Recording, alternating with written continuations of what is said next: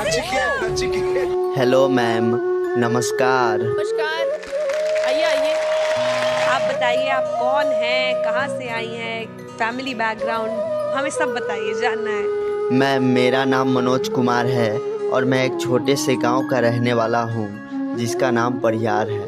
और मैं एक छोटे से यानी दलित जाति से बिलोंग करता हूं।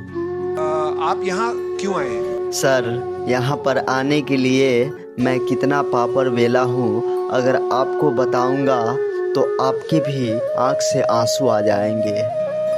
सर, मेरा बचपन से ही एक सपना है कि मैं एक बहुत बड़ा गायकर बनूं और मैं उसमें बहुत मेहनत भी करता हूँ। लेकिन मैंने सबसे बड़ा गुनाह किया कि मैं एक छोटे से जाति में पैदा ले लिया। सर, यहाँ लोग छोटे जाति के साथ ऐसा व्यवहार करते हैं जैसे रोड पे चलते हुए कुत्तों को कोई लात मारता है। ना उसे बैठने देते हैं साथ में और न ही उसको बढ़िया शिक्षा दीक्षा लेने देते हैं। मैं इस इंडियन आइडल में आने के लिए अपना पूरा दम लगा दिया, पूरा जज्बा लगा दिया। मेरे अंदर वो जज्बा था कि मैं उस इंडियन आइडल में जाऊं और कुछ अच्छा गाऊं जिससे हम छोटे जाति वाले भी कुछ बड़ा हो। सर, इस इंडियन आइडल में ये मेरा तीसरा बार है। मैंने इससे पहले भी 2 बार यहाँ पे आ चुका हूँ, लेकिन मेरा जाति देख करके मुझे लोग गेट पर से ही भगा दिया करते थे। मैं बहुत कोशिश करता था अंदर आने का, लेकिन मुझे आने नहीं देते थे। मैंने अपॉइंटमेंट लेकर भी रखा था, फिर भी मुझे अंदर आने नहीं देते थे। बोलते थे तू एक छोटा जाति है और तू अंदर नहीं जा सकता है। सर, मैं इस इंडियन आइडल शो के माध्यम से मैं बस यही कहना चाहता हूँ उन लोगों से, क्या हम लोग नीच जाति है तो हम लोगों को इस दुनिया में जीने का हक नहीं है? क्या हम लोग इंसान नहीं हैं?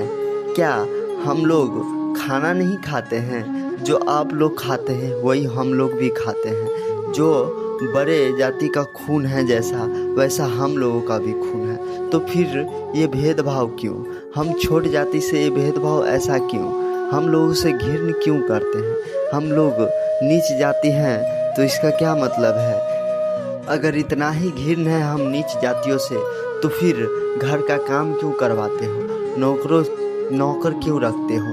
अपना काम खुद ही कर लो ना। वो सब करने के लिए हम नीच जात आप लोगों के यहाँ पे जाते हैं। अरे, संविधान लिखने वाले हमारे बाबा साहब भीमराव अंबेडकर थे, वो भी तो एक नीच जात थे।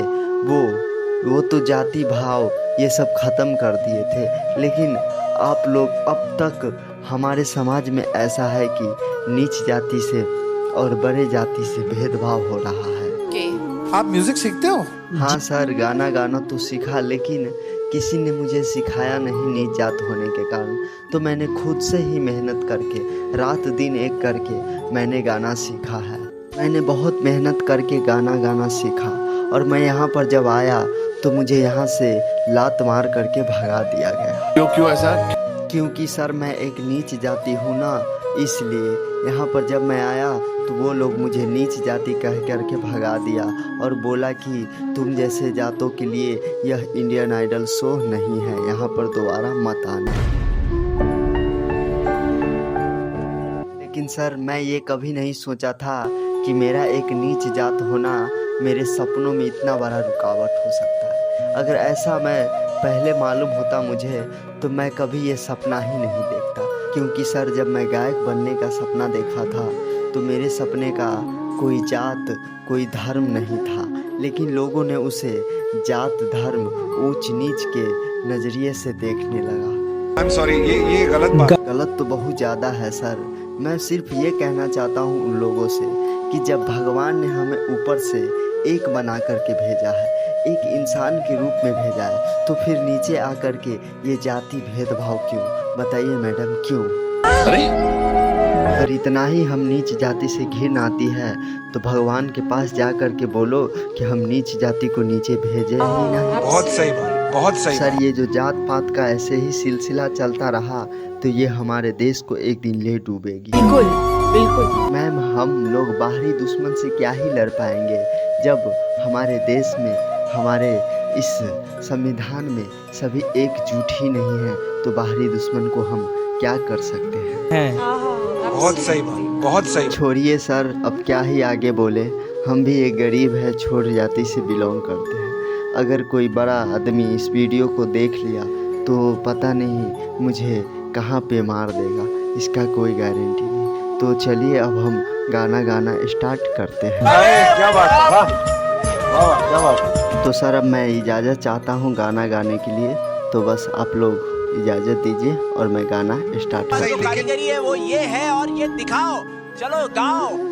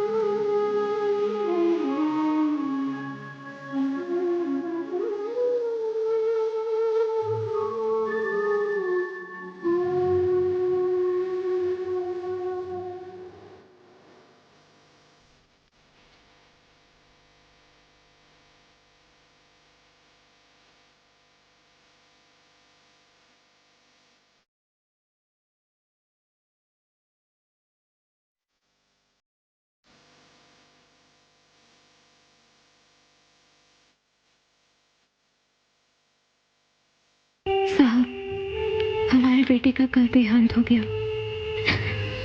आपको ये खबर देते हुए मुझे बहुत दुख हो रहा है। वो बहुत बीमार था, इलाज के लिए पैसे नहीं थे।